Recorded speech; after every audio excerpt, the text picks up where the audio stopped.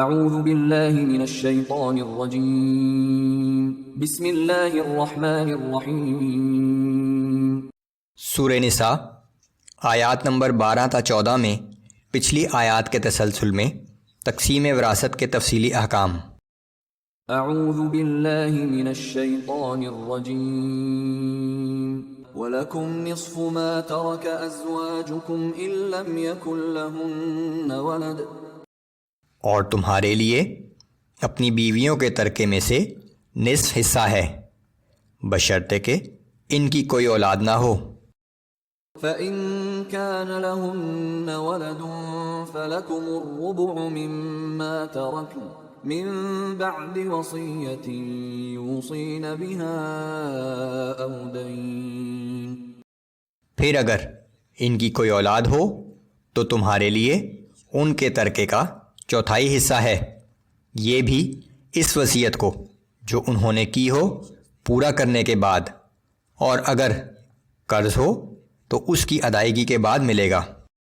وَلَهُنَّ الرُّبُعُ مِمَّا تَرَكْتُمْ إِن لَّمْ يَكُن لَّكُمْ وَلَدٌ، اور تمہاری بیویوں کا تمہارے چھوڑے ہوئے مال میں سے چوتھا حصہ ہے بشرطے کہ تمہاری کوئی اولاد نہ ہو۔ فَإِن كَانَ لَكُمْ وَلَدٌ فَلَهُنَّ الثُّمُنُ مِمَّا تَرَكْتُمْ مِن بَعْدِ وَصِيَّةٍ تُوصُونَ بِهَا أَوْ دَيْنٍ، لیکن اگر تمہاری کوئی اولاد ہو تو ان عورتوں کے لیے تمہارے ترکے میں سے 8واں حصہ ہے، یہ حصہ تمہاری اس وصیت کو جو تم نے کی ہو پوری کرنے، اور اگر تمہارے ذمہ کچھ قرض ہو تو اس کی ادائیگی کے بعد ملے گا۔ وَإِن كَانَ رَجُلٌ يُورَثُ كَلَالَةً أَوْ امْرَأَةٌ وَلَهُ أَخٌ أَوْ أُخْتٌ فَلِكُلِّ وَاحِدٍ مِّنْهُمَا السُّدُسُ، اور اگر کوئی صاحب میراث میت ایسی ہو کہ نہ اس کے والدین ہوں اور نہ کوئی اولاد ہو، اور اس میت کا ایک بھائی یا ایک بہن ہو تو ان دونوں میں سے ہر ایک کے لیے چھٹا حصہ ہے۔ فَإِن كَانُوا أَكْثَرَ مِن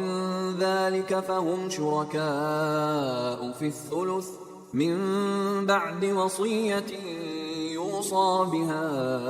أَوْ دَيْنٍ غَيْرَ مُضَارٍّ، پھر اگر وہ بھائی بہن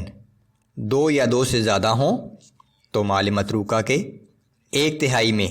سب برابر کے شریک ہوں گے۔ یہ تقسیم بھی اگر کوئی وصیت کی گئی ہو تو اس کو پورا کرنے کے بعد اور قرض کی ادائیگی کے بعد کی جائے گی بشرطے کہ اس سے کسی کی حق تلفی نہ ہو۔ وَصِيَّةً